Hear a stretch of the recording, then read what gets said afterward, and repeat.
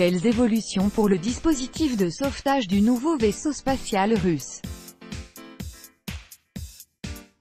Le système d'évacuation d'urgence du vaisseau spatial russe de nouvelle génération Federatia, développé sur les mêmes principes que ceux du vaisseau Soyouz, sera cependant plus puissant afin de pouvoir séparer ce vaisseau lourd du lanceur et de l'éloigner à une distance de sécurité suffisante, selon une source de Sputnik dans l'industrie spatiale.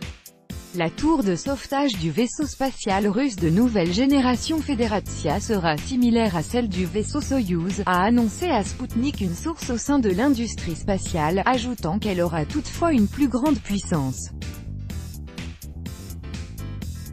Ce surplus de puissance tient à la nécessité de détacher ce dispositif lourd du lanceur en cas de situation d'urgence et de le mettre hors de danger. Cette tour destinée à sauver l'équipage lors d'une situation d'urgence est dotée de son propre moteur et est installée au-dessus de la coiffe qui protège le vaisseau spatial contre les masses d'air pendant le vol dans l'atmosphère.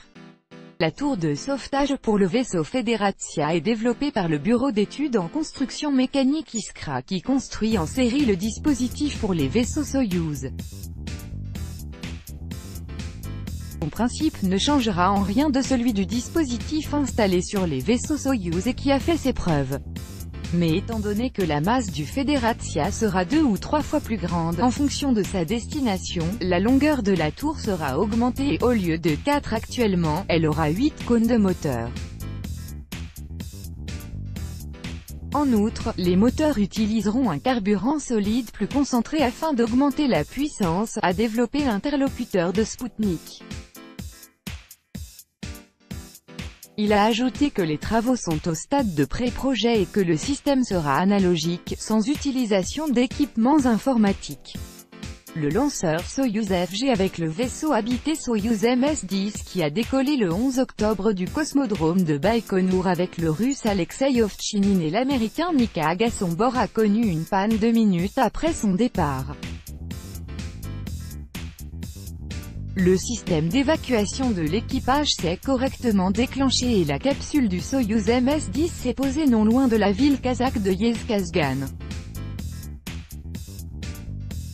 La commission d'enquête a entamé ses travaux à Baïkonour.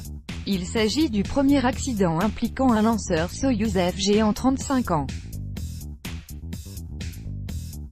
Le vaisseau spatial russe moderne Federatia, conçu par l'entreprise RKK Energia, sera destiné au transport de personnes et de charges en orbite et sur la Lune. Son équipage comprendra 4 cosmonautes. Le vaisseau sera capable de se maintenir en vol autonome pendant 30 jours et, amarré à l'ISS, il peut être utilisé pendant 1 an. Le premier lancement du vaisseau spatial russe Federatia par la fusée Soyouz 5 depuis le cosmodrome de Baïkonour est prévu pour 2022.